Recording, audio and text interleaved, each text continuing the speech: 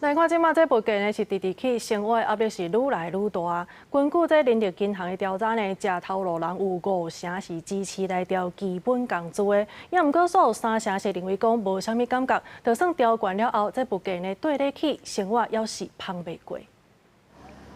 民众排队排甲落落长，就是为着中秋要送往来所互亲情过节。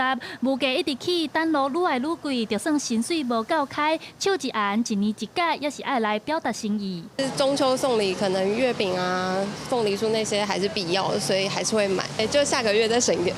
我觉得1年1次是可以，毕竟是送人的。根据人力银行的调查，有92%的食头路人认为家己的薪水收低，生活拍袂过。主要的原因是因为物价收悬，占48%，公司无明确的调薪制度，占45.7%。有67.5%的食头路人会靠外头路来替家己加薪水，而且大部分服务业的薪水平均无够4万块。